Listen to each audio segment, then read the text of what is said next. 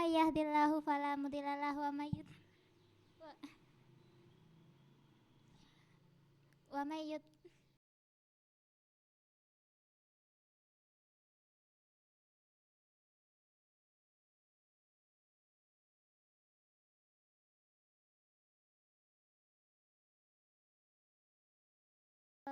taufik, hidayah serta inayahnya sehingga kita dapat berkumpul di majelis ilmu ini tanpa kurang suatu apapun. Tak lupa salawat serta salam semoga tetap tercurah kepada junjungan kita yakni Nabi Agung Muhammad Sallallahu Alaihi Wasallam yang telah membawa kita dari zaman kegelapan menuju zaman yang terang benderang seperti saat ini. Jamaah kajian Kamis sore yang dirahmati oleh Allah, duduknya saya di sini, saya sebagai MC atau pembawa acara yang akan membacakan susunan acara pada sore hari ini. Yang pertama pembukaan, yang kedua tausiah inti, yang ketiga penutup. Berhubung waktu semakin sore, mari kita buka kajian pada sore hari ini dan baca basmalah. Bismillahirrahmanirrahim. Masuki acara yang kedua yakni tausiah inti yang akan diisi oleh Ustazah Firda. Kepada Ustazah Firda, waktu dan tempat kami persilahkan. Jazakillah khairan katsiro kepada MC kita pada sore hari ini. A'udzubillahi minasyaitonirrajim. Bismillahirrahmanirrahim. Alhamdulillahillazi binikmatihi tatimmus sholihat. Asyhadu an la ilaha illallah wahdahu la syarikalah wa asyhadu anna Muhammadan abduhu wa rasuluh la nabiyya ba'dah. Rabbi syrah li sadri wa yassir li amri wahlul 'uqdatam min lisani yafqahu qawli. Rabbana anzilna munzalan mubarakan wa anta khairul munzilin. Allahumma la sahla illa ma ja'altahu sahla wa anta taj'alul hazna iza sita syahla. Assalamualaikum warahmatullahi wabarakatuh. Assalamualaikum warahmatullahi wabarakatuh. Ya, kurang satu kali lagi Bu. Karena yang ganjil itu katanya disukai oleh yuk. Assalamualaikum warahmatullahi wabarakatuh.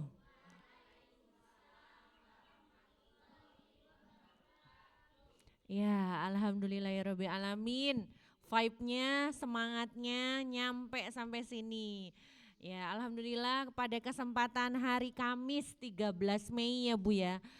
Yang sangat berbahagia ini Allah pertemukan kita. 14 ya, 14 Mei. 14 Mei pada kesempatan yang sangat berbahagia ini Allah pertemukan kita, perjalankan kita di insya Allah majelis ilmu yang beribu-ribu malaikat turun hadir di majelis ini mengaminkan semua doa hajat ikhtiar kita. Ikhtiar kita untuk apa? Untuk meminta pertolongan Allah, pengampunan Allah, jalan-jalan kemudahan yang Allah berikan dengan kita terus memperbaiki diri, dengan kita terus memantaskan diri. Semoga Allah ridho, semoga Allah berikan jalan-jalan ini menjadi satu, penggugur dosa di masa lalu. Kedua, pahalanya mengalir untuk kedua orang tua kita yang masih ada maupun yang sudah tiada. Selawat serta salam semoga selalu tercurah kepada junjungan kita Nabi besar Muhammad Sallallahu Alaihi Wasallam yang telah memberikan kita kasih sayangnya, pertolongannya, syafaatnya, yang insya Allah nanti di yaumul akhir nanti kita senantiasa diberikan syafaat sampai nanti kita di yaumul akhir Ibu. Amin amin ya rabbal alamin. Ibu-ibu di dunia ini kita sudah diberikan satu pertolongan, satu apa Bu? Satu kitab, satu pedoman, yaitu apa Bu? Al-Quran. Semoga Allah dekatkan kita, tancapkan hati kita ini, tancapkan Al-Quran ini ke dalam hati kita, supaya frekuensinya sama atau melebihi dari kita membuka handphone kita. Seperti itu ya Bu ya. Jadi perlakukanlah Al-Quran seperti handphone kita. Kalau bisa lebih daripada handphone kita. Dibuka setiap saat, bahkan dilafalkan setiap, ya enggak, saat, detik, menit, jam. Kenapa? Karena kita sudah belajar minggu-minggu yang kemarin, pekan kemarin, bahwa setiap doa-doa kita, anak-anak soli, kita kan posisinya bisa sebagai anak, sebagai ibu, ya Bu ya, sebagai istri. Nah, doa-doa kita bisa jadi penolong bagi orang tua kita yang sudah telah tiada ataupun yang masih hidup. Harapannya itu. Shalawat serta salam ibu-ibu. Alhamdulillah pada kesempatan sore hari ini kita masih ya Bu ya semangat. Nah, ini hari apa ya Bu? Hari Kamis. Nah, tadi di jalan alhamdulillah hari ini saya spesial dijemput karena suami saya lagi keluar kota, qadarullah ada Kiai Lukman gitu, sedang safar ke Jawa Tengah gitu kan. Nah suami saya sedang ke sana, ada jambore Jawa Tengah di Kopeng. Nah jadi saya tidak bisa diantar oleh suami saya, alhamdulillah saya dijemput Bu, Masya Allah. Dan jalanannya itu luar biasa lenggang. Ramainya di puncak gunung atau di pantai mungkin ya, karena long weekend ya Bu ya. Iya, alhamdulillah tadi jalannya lenggang, kata masnya tuh lebih cepet tadi pas berangkat Bu. Oh Masya Allah, alhamdulillah dimudahkan, jadi saya bisa di depan di sini sebelum ibu-ibu hadir. Jadi aneh mungkin ya, ngapunten. Semoga Allah mudahkan terus saya untuk bisa berbagi sama ibu-ibu ya, sharing di sini sama ibu-ibu. Ibu-ibu, pada kesempatan sore berbahagia ini kita mau belajar bareng-bareng tentang bagaimana sih kita sebagai muslim untuk menikmati kehidupan menurut Islam ya. Ya jelas muslim itu Islam gitu kan. Bagaimana kita itu menikmati kehidupan. Nah, kita sepakat dulu Bu. Sepakat dulu. Yang namanya manusia itu tujuan hidupnya apa? Angkat tangan, siapa yang bisa? Ada door prize, ya. Yuk kita satukan sudut pandang dulu, frameworknya atau konsep hidupnya. Bahwa kita itu, muslim itu tujuan hidupnya apa? Supaya bisa menikmati kehidupan yang sebenarnya kalau kata Al-Quran, nah kehidupan itu fana ya Bu ya. Yang hakiki itu hanya di akhirat, di surga gitu kan. Nah sekarang kita samakan dulu frameworknya atau sudut pandangnya. Kenapa sih kita harus menyamakan sudut pandang atau frameworknya? Karena sudut pandang itulah yang menentukan langkah kita untuk menyelesaikan suatu masalah, problem. Apabila kita menemui suatu masalah. Nah, itulah sudut pandang kita. Jadi misalkan contoh ya Bu ya. Kenapa setan itu enggak mau tunduk sama Adam? Kenapa? Karena dia merasa lebih mulia, lebih hebat. Dia dari api bisa membakar, ya enggak Bu? Nah, sedangkan Adam dari tanah. Nah, itu adalah frame-frame yang keliru sebenarnya. Kenapa? Karena hakikatnya dari berbagai literasi narasumber atau sumber bacaan, yang namanya api itu adalah memadamkan, menghanguskan, membinasakan, iya enggak? Api, panas ya kan? Sedangkan tanah, Adam gitu kan? Apa Bu? Menyuburkan, menghidupkan, ya enggak Bu? Memberikan kehidupan gitu kan? Tapi si setan itu merasa dia paling mulia. Nah, itulah Bu, salah satu contoh yang memperlihatkan bahwa sudut pandang atau frameworknya salah gitu kan. Setan merasa dia lebih mulia, maka akhirnya dia nggak mau sujud, ya nggak mau taat kepada siapa Bu? Setan? Nggak mau taat kepada? Ya, artinya dia apa? Dia cara berpikirnya salah, pola berpikirnya salah. Jadi dari awalnya sudah salah, makanya dia melangkahnya pun salah, menyelesaikan masalahnya. Nah, sekarang manusia, ibu-ibu di sini, saya juga di sini muslimah harus punya cara pandang memandang kehidupan. Bagaimana sih biar kita itu menikmati kehidupan tuh dengan misalkan dengan hakiki, dengan bahagia gitu kan. Nah, tujuan hidup manusia apa Bu? Masya Allah, tabarakallah, dapat ini ya Bu ya, dapat door prize, dicatat Mbak siapa. Nanti tiap ustazah kajian, kalau ustazah bilang dapat door prize langsung disusul ibunya siapa, biar nanti tidak ada yang ketinggalan dapat door prize. Betul, untuk beribadah. Dalam Quran surat Az-Zariyat ayat 56. Wa ma khalaqtul jinna wal insa illa liya'budun. Tidaklah aku ciptakan jin dan manusia melainkan untuk beribadah, Bu.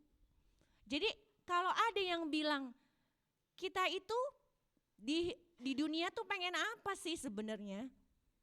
Pengen bahagia. Ada Bu yang bilang gitu. Menurut Ibu, hakikatnya bahagia itu apa sih? Bahagia di dunia itu tidak kekal, Bu. Bahkan Syekh Ali Muta'au Ali mengatakan, seorang syekh besar mengatakan bahwa yang namanya bahagia itu disejajarkan, disebutkan hanya satu kali dalam Al-Quran, yaitu di Quran surat Hud ayat 108. Apa Bu? Dijelaskan bahwa nah, adapun orang-orang yang berbahagia, maka tempatnya di surga. Mereka kekal di dalamnya selama ada langit dan bumi, kecuali jika Tuhanmu menghendaki yang lain, sebagai karunia yang tidak ada putus-putusnya. Artinya apa Bu? Di sini jelas bahwa bahagia itu tidak ada yang namanya di dunia. Contoh Bu, adanya di mana Bu? Di surga yang kekal. Nggak bisa kita tuh mengendalikan nanti habis maghrib saya mau ketawa terus. Bisa nggak? Nggak bisa. Nanti habis jam 8 saya pengen nangis. Bisa nggak Bu? Itulah dunia Bu, tidak ada yang abadi. Maka kalau dibilang saya tujuan hidupnya muslim, itu tujuan hidupnya adalah bahagia, salah. Itu tidak kekal. Kadang sedih, kadang nangis, kadang sulit, kadang lapang. Artinya apa Bu? Kalau konsepnya bahagia di dunia itu diliputi 4 hal. 1, perpisahan. 2, kesulitan. 3, sakit hati. Ya enggak Bu? Air mata. Ya enggak Bu? Itu dunia kayak gitu isinya Bu. Makanya tujuan hidup kita seorang muslim adalah apa Bu? Beribadah. Betul. Jadi saya mau cerita sedikit tentang apa Bu? Tentang ini Ustadz Abi Basam Umar Mita ya. Jadi dia menceritakan Ustadz itu adalah Ustadz nasional. Dia punya kakak 2. Ustadz Abu Basam itu anak ketiga. Nah 2 kakaknya itu adalah apa Bu? Dia kena cerebral palsy. Artinya dia keterbelakangan mental. Ya, dia jalannya bisa jalan ketika umur 10 tahun. Ketika dia dilahirkan, kakak-kakaknya, kakak pertama dilahirkan tidak menangis Bu. Nah itu ya Bu, kita itu kadang harus hati-hati ya Bu, anak-anak yang ketika dilahirkan tidak menangis itu itu ada punya tanda-tanda ya. Nah, 1 jam kemudian baru menangis. Itu pun ditablek oleh bapaknya Ustadz. Ternyata pada saat itu kedokteran belum canggih gitu kan. Tidak mengetahui bahwa anaknya adalah punya keterbelakangan mental. Waktu berlalu ternyata tidak bisa jalan dengan sempurna, tidak bisa berpikir dengan sempurna, bersosialisasi dengan sempurna. Akhirnya punya kakak lagi Bu, punya anak lagi, punya adik, punya anak lagi yang kedua sama Bu seperti itu, tidak nangis. Ibunya udah sedih, bapaknya udah sedih, udah nangis, jangan-jangan kayak anak pertama. Betul, ternyata diulangi lagi, terulang lagi. Anaknya memiliki keterbelakangan mental. Nah, sampai ibu bapaknya itu trauma memiliki anak lagi. Akhirnya dia mengazamkan diri, sudah saya tidak mau punya anak lagi. Sampai 10 tahun Bu, akhirnya berubahlah cara berpikirnya kedua orang tuanya Ustadz. Dia ingin punya anak lagi, bismillah berubah cara berpikirnya supaya ada yang bisa ngopeni dua kakaknya ketika orang tuanya nanti meninggal.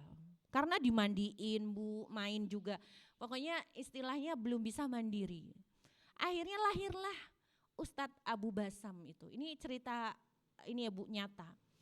Yang nangisnya langsung kenceng pada saat dilahirkan. Dan Masya Allah agamanya luar biasa. Beliau itu menguasai 4 mazhab dalam sholat Bu. Jadi beliau itu luar biasa, tidak tendensius terhadap mazhab tertentu. Beliau belajar 4 mazhab tersebut. Pinternya pinter banget Bu. Ibu sering lihat aja Bu, ketik di sosial media Ustadz Abu Basam Umar Mita atau Umar Mita. Itu kalau dia ceramah luar biasa Bu. Daging banget. Nah, singkat cerita ibunya ditanya gitu kan. Punya kejadian itu kan, iya monggo. Punya anak 2 itu ditanya, terus ibu kalau seperti ini kapan ibu bahagia punya anak kayak gini nih. Terusnya, nak sesungguhnya hidup itu bukan tentang apa yang kita suka, tapi apa yang Allah berikan. Dan itu adalah ladang ibadah, Masya Allah Bu. Merinding saya dengar ceritanya Ustadz Abu Basam, kenapa? Karena Allah itu biasanya ngasih ujian kepada orang-orang, misalkan anak-anak yang seorang orang tua, keluarga yang punya anak-anak terbelakang, pasti orang tuanya mampu Bu, iya enggak? Pasti mampu. Dipilih oleh Allah itu pasti mampu. Nah itu yang terjadi Bu.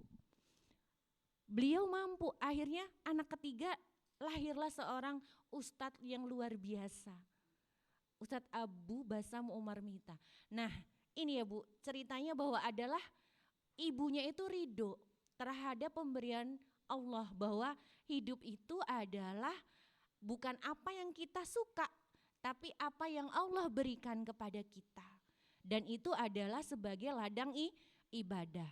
Dan saya sampaikan di slide pertama ini adalah kebutuhan primer hati seorang manusia atau seorang muslim.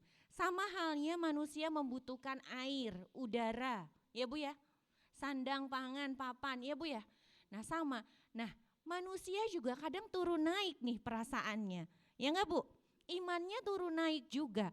Maka kebutuhan yang sangat utama dimiliki oleh hati seorang muslim adalah yang pertama adalah sabar. Sabar tanpa tepi Bu.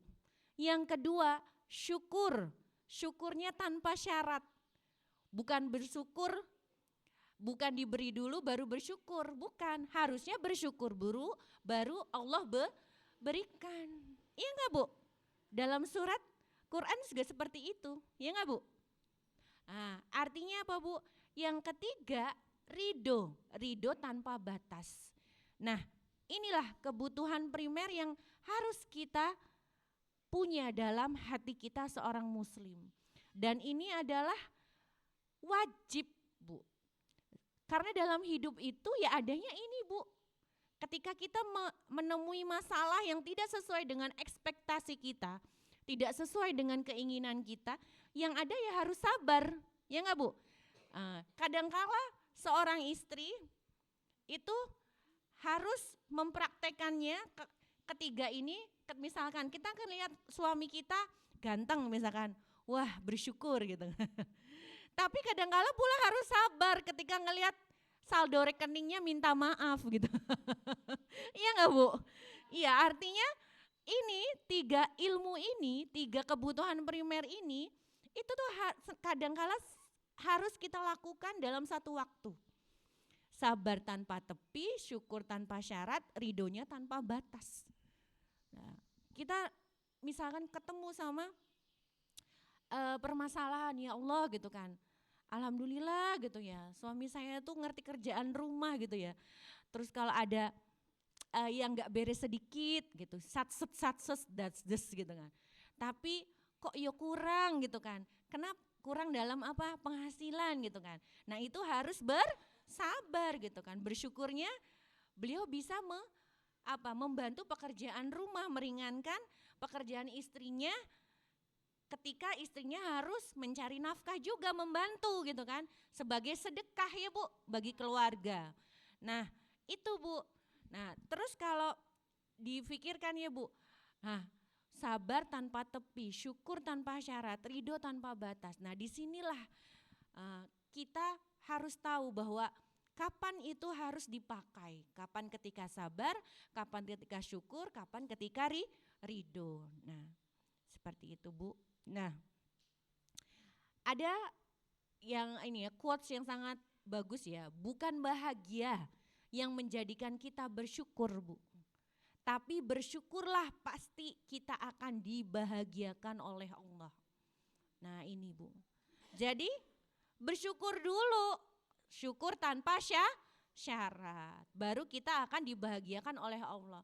Contoh Bu, misal penghasilannya kita, suami kita belum sesuai dengan apa yang sesuai kebutuhan kita gitu kan. Ya sudah gitu kan, nanti Allah yang akan mencukupkan. Yakin gak Bu? Yakin. Pasti aja ada jalan-jalan rezeki yang lain. Tapi di rumahnya jangan berantem mulu. Kenapa? Karena betul. Kuncinya itu adalah apa Bu? Kuncinya itu harmonis. Iya, damai, nerimo, bareng-bareng memperbaiki diri, memantaskan diri ya Bu ya. Nah itu kuncinya. Nah kita itu, saya kuliahnya fisika, misalkan ibu kuliahnya bahasa Inggris, kamu kuliah bahasa Arab, ada yang bahasa Perancis, misalkan ada yang kuliahnya sastra aja. Kita kuliahnya macam-macam Bu, SMP, SPG-nya macam-macam jurusannya. Tapi sebenarnya hakikatnya kita tuh sama ujiannya Bu nanti.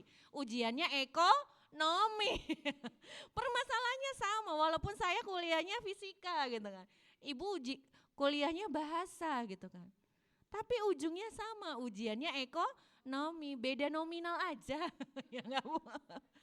Iya, seperti itu. Itu termasuk tergantung cara pandang kita. Selanjutnya Bu. Ya. Ini ya Bu yang tadi saya sampaikan, tujuan hidup kita adalah Az-Zariyat 56. Aku tidak menciptakan jin dan manusia melainkan agar mereka beribadah kepadaku. Jadi umur itu bukan sekedar angka, melainkan tangga persiapan kita untuk bertemu zat yang lebih mencintai diri kita loh. Bu, ada percakapan bayi ketika di dalam rahim gitu kan. Dia gak mau keluar dari rahimnya. Ada riwayat yang bilang kalau ketika nangis tuh ditablek sama setan, ya gak? Ada riwayat yang menyampaikan seperti itu. Kenapa sih bayi itu ketika keluar dari kandungan itu nangis gitu kan? Ada yang bilang ditablek, ada yang bilang gak mau karena rizkinya takut. Rizkinya di luar kandungan tuh tidak sama seperti rizki di dalam kandungan. Ada yang meriwayatkan seperti itu. Nah, di sini terjadilah percakapan di dalam kandungan itu. Bilang di luar sana ada seorang wanita yang lebih mencintai daripada kita sendiri, kata percakapannya ruh di dalam kandungan itu. Yang rela kalau anaknya itu harus makan daging, ibunya makan tempe. Anaknya harus makan sayur, ibunya makan sambal. Siapakah dia? Mama, bunda, ibu. Ya kan?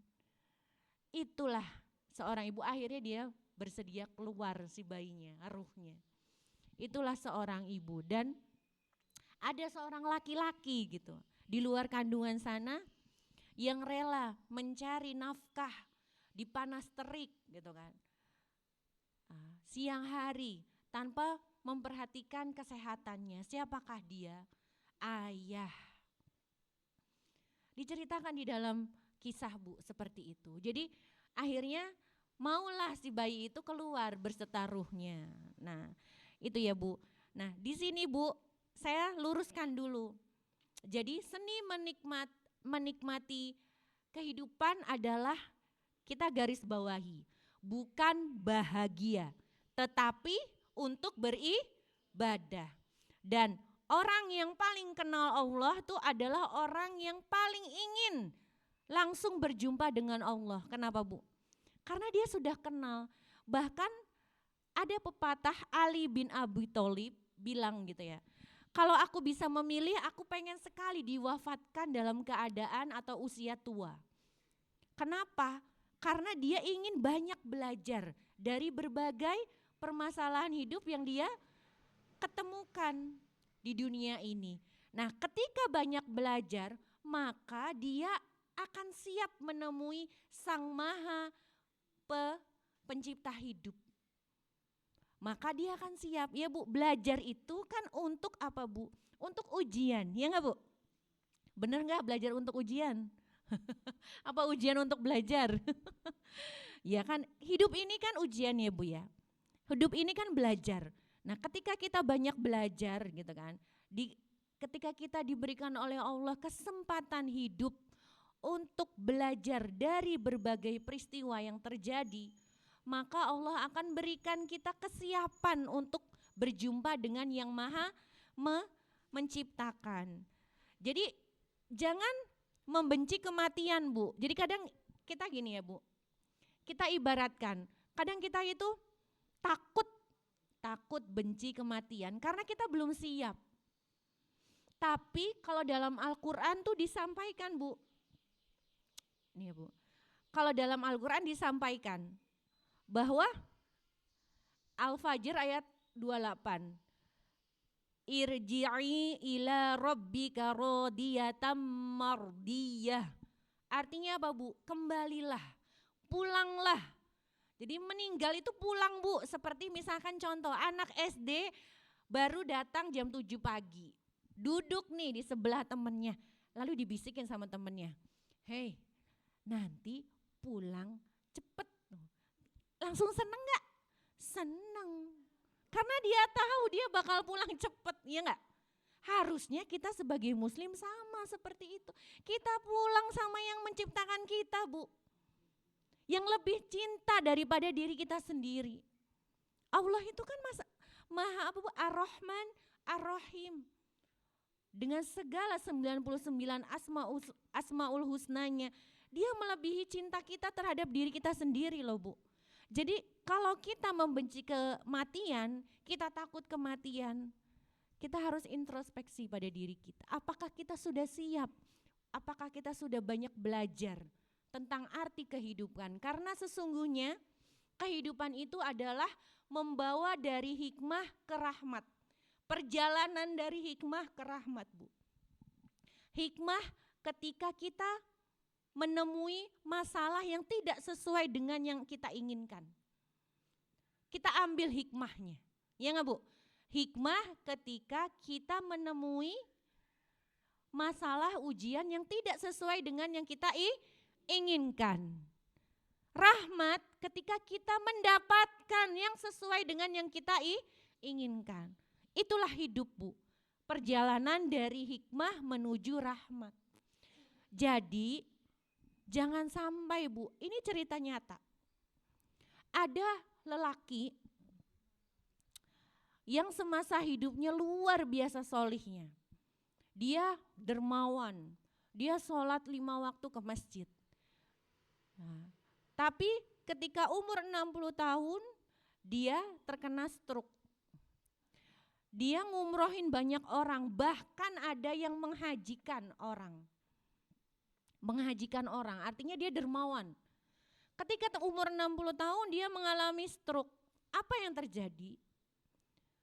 Dia bilang sama anaknya, ketika dia melihat anaknya itu tumbuh dengan solih Bu, sholatnya, sunahnya luar biasa, dermawannya luar biasa, mencontoh dari orang tuanya.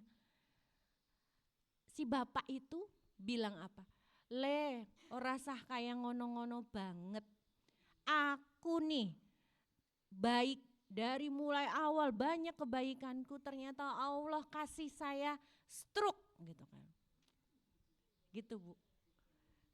Sedangkan teman-teman saya yang nakal, teman-teman alumni saya sehat-sehat walafiat. Nah, itu terjadi Bu. Itu kehidupan nyata. Lalu bilangnya apa? Tidak usah terlalu dermawan, udah hartamu buat seneng-seneng aja. Nah, itu yang terjadi Bu. Itu namanya apa Bu? Menyembah Allah hanya di tepi. Persis Quran surat Al-Hajj ayat 11. Dan di antara manusia ada orang yang menyembah Allah hanya di tepi sungai. Berada dalam keraguan. Jika memperoleh kebaikan dia merasa puas. Namun jika ditimpa cobaan dia berbalik ke belakang, kembali kafir. Ini belum seberapa Bu contohnya. Ada lagi yang kedua. Nah, ini contoh nyata. Ceritanya dia bekerja di pusat rohani suatu lembaga di AU waktu itu. Dia yang orang yang bertugas untuk konsultasi, sharing tentang agama Bu, pusat rohani di Angkatan Udara. Nah, ketika dia punya anak pertama, qadarullah buta Bu. Kedua buta, ketiga buta. Akhirnya dia berjanji, kalau yang keempat buta, lihat saja, saya akan protes sama Allah. Bilang kayak gitu. Padahal dia mengerti agama ya Bu ya. Pusat rohani, istilahnya bimbingan rohani gitu kan. Saya akan protes. Ternyata yang keempat buta lagi Bu. Dia mengekspresikannya apa Bu?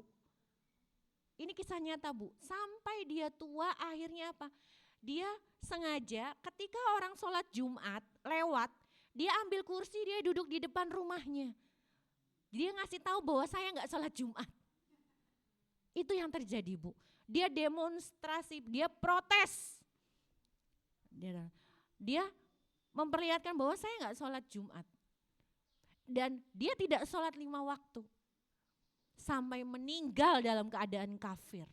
Na'udzubillah min dzalik. Itu nyata Bu. Kenapa? Disebutkan dalam Quran surat Al-Hajj ayat 11. Dia hanya menyembah Allah di tepi sungai saja, berada dalam keraguan. Jadi kalau dia memperoleh kebaikan dia merasa puas.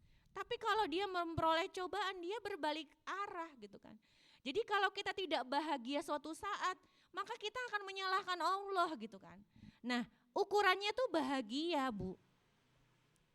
Sedangkan tadi yang saya sampaikan di awal, ibunya Ustadz Umar Abu Basamita gitu, Umar Mita, bahwa menyampaikan apa Bu? Bahwa hidup ini adalah apa? Bukan tentang apa yang kita mau, tapi yang Allah kasih. Dan itu adalah untuk ibadah. Jadi karena frameworknya atau cara pandangnya adalah bahwa hidup tuh harus bahagia.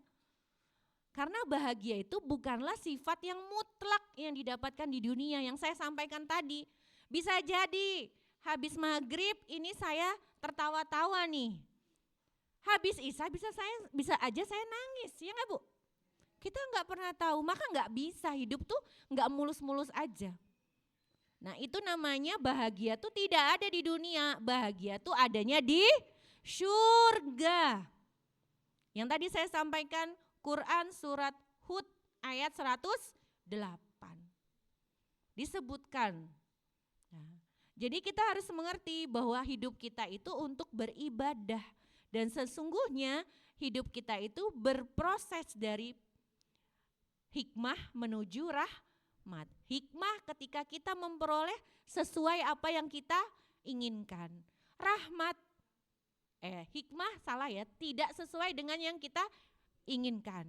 Kalau rahmat sesuai apa yang kita inginkan. Itu ya Bu ya, bedanya hikmah sama rahmat. Nah, nih ya Bu, hidup bukan tentang apa yang kita mau, tetapi tentang apa yang Allah pilihkan untuk kita. Allah pilih karena kita mampu. Sama seperti tadi, seorang ibu anaknya dua-duanya keterbelakangan, ya Bu ya. Bahkan ada yang 4 anaknya tadi buta semua, ya kan? Tapi kan kita banyaknya berprasangka buruk terhadap Allah, ya enggak? Kenapa? Enggak adil, saya udah sholat.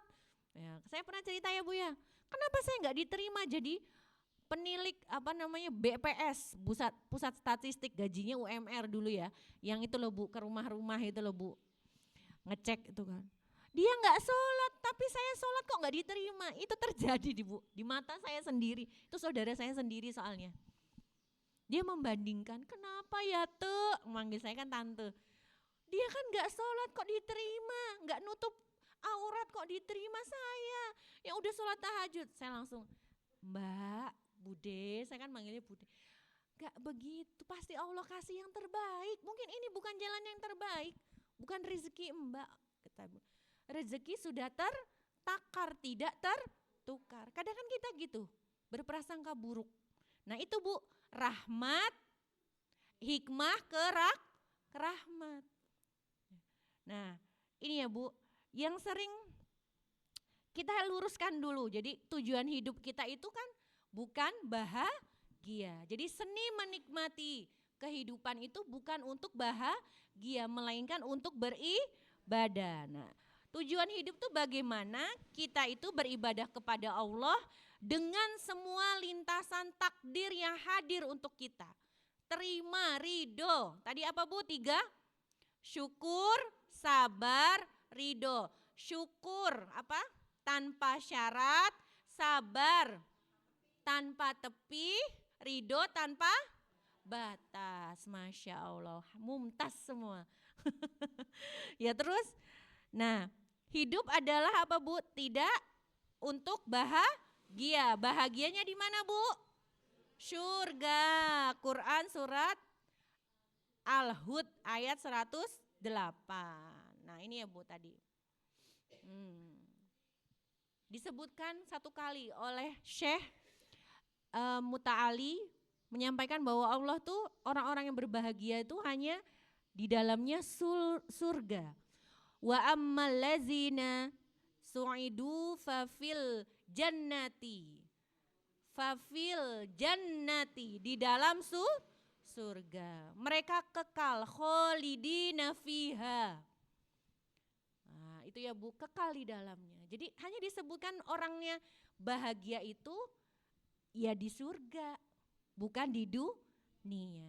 Jadi kalau di dunia itu isinya apa Bu? Air mata, perpisahan, kesulitan, kesedihan. Capek sebenarnya Bu. Kalau tidak pakai ilmu. Hidup tuh capek kalau tidak pakai ilmu. Nih ya Bu ya. Selanjutnya, nah kuncinya apa Bu? Yuk, saya mau menyampaikan 5 kunci supaya kita menikmati hidup. Nah, menikmati hidup. 1, tujuan utama kehidupan adalah beribadah, bukan mengejar kebahagiaan duniawi. Jadi kebahagiaan yang mutlak hanya didapatkan di mana? Karena kehidupan di dunia selalu dibayang-bayangi 4 hal. Apa Bu? Perpisahan, kesulitan, kesedihan, ya kan, air mata, rasa sakit. Jadi Sedih lah. Hidup itu memang tempatnya untuk apa? Mempersiapkan ya Bu ya. Mempersiapkan sangu, bukan untuk apa? Hidup itu bukan untuk tempat istirahat. Istirahatnya nanti di surga. Kita semua ya Bu ketemu ya. Amin. Dikumpulkan. Lalu yang kedua, fokuslah mencari kelapangan dan ketenangan. Nah, Bu, di sini Bu. Allah tidak menjanjikan bahwa hidup itu selalu mulus tanpa masalah. Jadi bukan bahagia, tetapi orang beriman itu adalah lapang dan tenang. Catat Bu, bukan bahagia, tetapi orang beriman itu adalah dijanjikannya lapang dan tenang. Lapang tuh sabar, ridho, menerima apapun ketetapan Allah, ya enggak Bu? Tenang, tenang ada ujian. Ujian tenang aja gitu kan. Tergantung apa respon kita ya Bu, menerimanya. Misalkan ada orang yang ngomongin gitu kan, wah itu duitnya ini. Orang beli motor listrik, beli mobil listrik, kita tenang aja, kita kan udah punya setrika listrik. Iya nggak Bu? Iya, nggak usah baperan lah. Tidak tertukar ya Bu ya. Rezeki. Lalu Allah tuh menjanjikan ketenangan jiwa dan kelapangan bagi orang yang beriman. Supaya apa? Kita kuat menampung apapun yang Allah berikan kepada kita. Jadi tujuan hidup tuh apa tadi Bu? Untuk beribadah kepada Allah dengan segala apa Bu? Segala apa tadi? Dengan segala permasalahan yang Allah berikan. Ya enggak? Tujuan hidup tadi. Dengan segala lintasan takdir, dengan segala ketetapan Allah yang Allah berikan kepada kita. Lalu yang ketiga, menzolimi atau menyakiti orang lain adalah penghalang utama ketenangan hidup. Kalau saya ada papan tulis segini, bahagia sama dengan tidak sama dengan tenang, lapang, ya enggak Bu? Terus apa Bu? Untuk memperoleh ketenangan, kelapangan, itu tidak boleh menyakiti orang lain. Kenapa? Karena itu merupakan penghalang utama Bu. Begitu dahsyatnya Bu. Hubungan hablum minan nas kalau belum beres menjadikan kita apa? Enggak tenang, enggak lapang. Iya enggak Bu? Kalau kita punya salah tuh mesti gelisah, iya enggak Bu? Itu adalah fitrah. Jadi kalau kita punya salah sama orang, cepet-cepet sat-set minta maaf, jangan nunggu bulan Ramadan. Iya ya Bu ya, cepet. Gengsi dong, makan tuh gengsi. Ya enggak Bu? Langsung. Jadi dia rajin tahajud, rajin puasa tapi mulutnya pedes. Silet gitu kan. Tajam silet. Bu, itu kasihan amalannya Bu. Bener. Karena dia belum beres. Dia belum beres hablum minanasnya.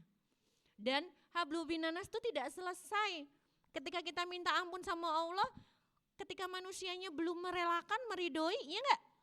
Belum. Jadi hati-hati dengan apa nih Bu? Lidah tak bertulang, gitu kan.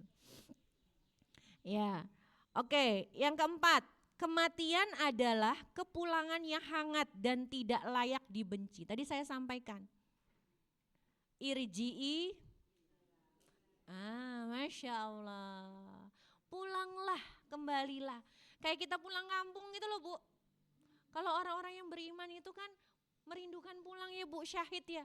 Di Palestina itu bukannya tidak nangis juga ya kan Bu. Karena dunia kan tempatnya apa Bu, air mata, kesedihan. Tapi dia bahagia ketika dia tahu bahwa dia akan syahid bertemu Allah.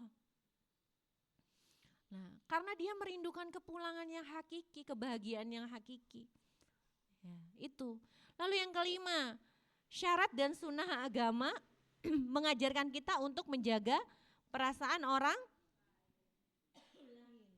Contoh Bu, kita bertamu, enggak dibuka-bukain, kita ketuk udah 2 kali. Nah, ketuk yang ketiga maksimal ya Bu ya. Terus kita berdirinya di depan banget gitu, di depan rumah ya, di depan pintu gitu kan. Kalau bisa jangan Bu, orang tuh kadang itu adabnya. Tidak boleh kita itu langsung nyelonong atau ngelihat gitu kan area dalam rumah. Bisa jadi dia tidak berkenan dan itu adalah adab dalam bertamu. Ngetuk 3 kali, ya enggak Bu? Terus apa Bu? Tidak langsung di depan pintu. Iya, nunggu di pinggir. Tuh. Itu adalah apa Bu? Sunah-sunah yang mengajarkan kita menjaga perasaan orang lain. Misalkan apalagi Bu, contoh ini saya nih lagi ngomong terus ibu bisik-bisik gitu kan. Nah itu tuh gak boleh juga loh Bu. Iya, itu apa Bu? Bisa jadi itu kan, maksudnya lagi bertiga, yang berdua bisik-bisik gitu kan. Kan ini ya Bu, apa baper gitu. Perasaannya, ini ngapain ya? Kok kenapa gak diomongin bareng-bareng? Kita kan bertiga gitu kan. Ya kan artinya itu menimbulkan prasangka buruk. Lalu apalagi Bu, sunah-sunah, misalkan kita masak nih Bu, ada 2 rumah kiri kanan, dapurnya ngebul, bau tongseng gitu kan. Disunahkan untuk memperbanyak kuahnya. Lalu kita bagikan kepada kita bagikan kepada tetangga kita. Itu loh sunah-sunah yang menjaga perasaan orang lain loh Bu. Lah itu yang berterasi. Kalau nyambel terasi saya dari Cirebon, langsung aja kalau mudik saya kasih terasinya. Nyambel sendiri-sendiri ya Bu. Iya, kenapa? Itu adalah apa? Tahadu, tahabu ya Bu ya. Saling memberi, saling berkasih-kasih, maka kita akan terpaut hati kita, saling memberi. Itu ya Bu yang diajarkan. Kalau kita datang kemanapun gitu, kalau Kiai Lukman tuh selalu ngajarin, apapun kita tuh bawalah. Ora ketang tuh apa ya? Uang Cirebon gitu. Walaupun cuma, Bu bener, walaupun cuma misalkan kita bikin es teh, permen es teh, kita tuh dibiasakan untuk apa Bu? Kita kalau mengunjungi itu ngasihlah apa gitu, oleh-oleh buatan. Kenapa? Karena itu ternyata perhatiannya sama saya, melembutkan hati salah satunya. Melembutkan hati, mempererat silaturahmi. Itu ya Bu. Ini ya Bu, 5 kuncinya. Lalu 3 habit yang diterapkan. Supaya apa Bu? Supaya kita dapat ketenangan dan kelapangan. 1, tahan lisan dan jari-jari dari membuli keburukan orang lain. Jadi hentikan kebiasaan berkomentar. Misalnya orang lagi susah, kamu sih. Misalkan ditambah-tambahin. Iya kan biasanya kita gak tahan nih mulutnya nih, hati-hati nih. Iya gak? Ya biar aja. Itu kan. Posisikan diri kita itu mengalami hal yang sama. Maka timbullah empati. Bisa jadi loh yang namanya roda itu berputar, kita gak tahu ya. Bisa jadi itu akan terjadi pada diri kita. Maka sejajarkanlah kita itu ketika kita itu mengalami hal yang sama, maka kita akan tumbuh rasa kasih sayang. Lalu yang kedua, segera meminta maaf tanpa menunda-nunda. Ya Bu ya.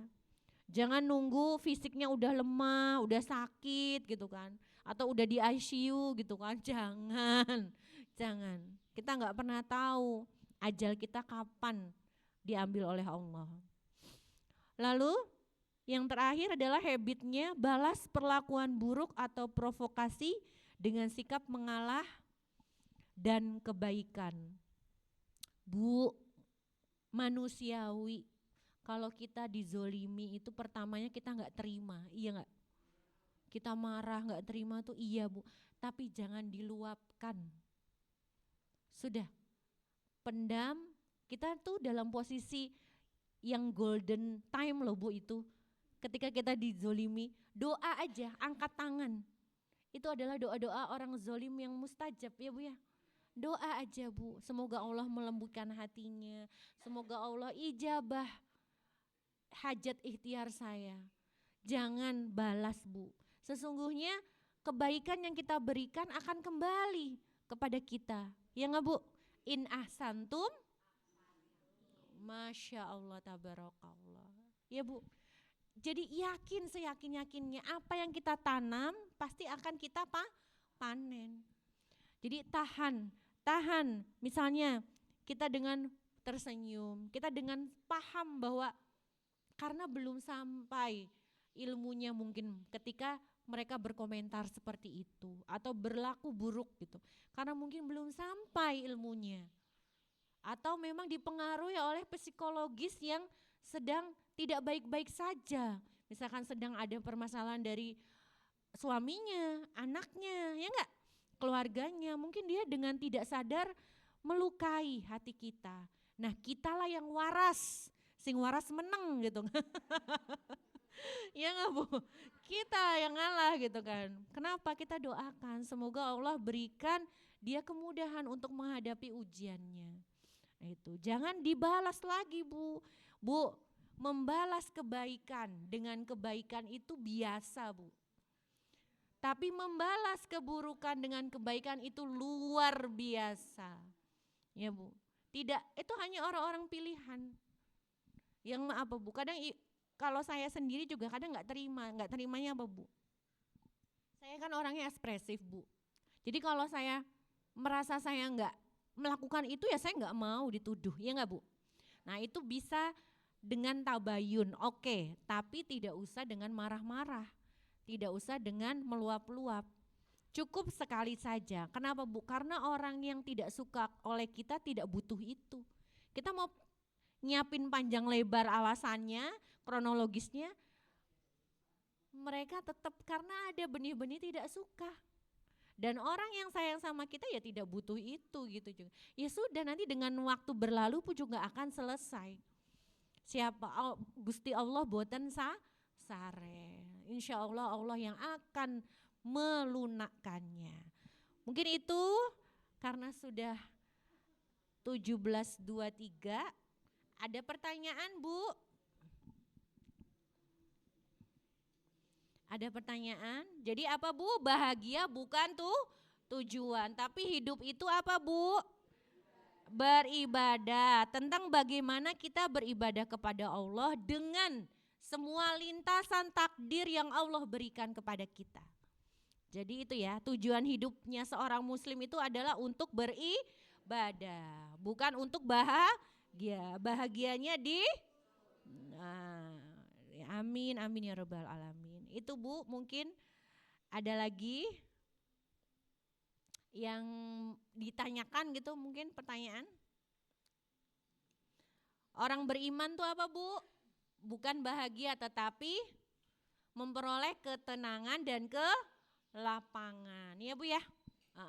Rabbi syrah li sadri wa yassir li amri wahlul 'uqdatam min lisani yafqahu qauli. Ya enggak Bu? Bu, Nabi Musa itu doanya bukan ya Allah hentikan gitu kan pasukan Firaun itu, bukan kan Bu, tapi dia berdoanya seperti itu, lapangkan. Jadi Ustadz Umar Abu Basam Amumita juga dia kalau mendoakan anak-anaknya tuh bukan berikan kebahagiaan, bukan Bu, tapi lapangkan. Supaya Allah tuh ketika menguji anaknya dia bisa memikulnya dengan hati yang lapang. Jadi doanya itu Bu ya, nanti bisa dipraktekkan di rumah. Mungkin itu kita berdoa ya Bu.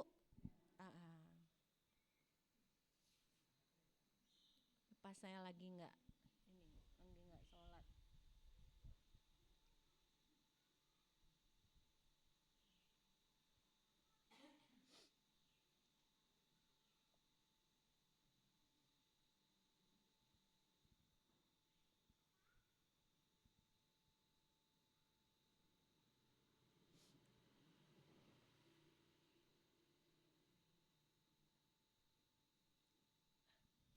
A'udzu billahi minasyaitonir rajim. Bismillahirrahmanirrahim. Alhamdulillahi rabbil alamin. Hamdan syakirin, hamdan na'imin, hamdan yukafi ni'mahu wa yukafi mazidah. Ya Rabbana lakal hamdu kama yanbaghi li jalalika wajhikal karimi wa adimi sultanik. Raditu billahi rabba wa bil islami dina wa bi muhammadin nabiyya wa rasula. Rabbi zidni ilma warzuqni fahma. Rabbana la tuzigh qulubana ba'da idh hadaitana wa hab lana min ladunka rahmah innaka antal wahhab. Rabbi auzi'ni an ashkura ni'mataka allati an'amta alayya wa ala walidayya wa an a'mala salihan tardahu wa adkhilni bi rahmatika fi ibadika salihin. Allahumma inni as'aluka salamatan fid din wa afiatan fil jasad wa ziyadatan fil ilm wa barakatan fil rizq wa taubatan qoblal maut wa rahmatan indal maut wa maghfiratan ba'dal maut. Allahumma hawin alaina fi sakaratil maut wa tub alaina innaka antat tawwabur rahim. Rabbana hablana min azwajina wa zurriyatina qurrata a'yun waj'alna lil muttaqina imama. Rabbi habli minas solihin, Rabbi habli minas solihin. Allahumma faqihu fid din wa 'allimhu takwil. Allahumma inni as'alukal huda wat tuqa wal afafa wal ghina. La ilaha illa anta inni kuntu minaz zalimin. Rabbi inni lima anzalta ilayya min khairin fakir. Allahumma faqihu fid din wa 'allimhu takwil. Rabbana zolamna anfusana wa ilam taghfir lana wa tarhamna lanakunanna minal khasirin. Al-Fatihah.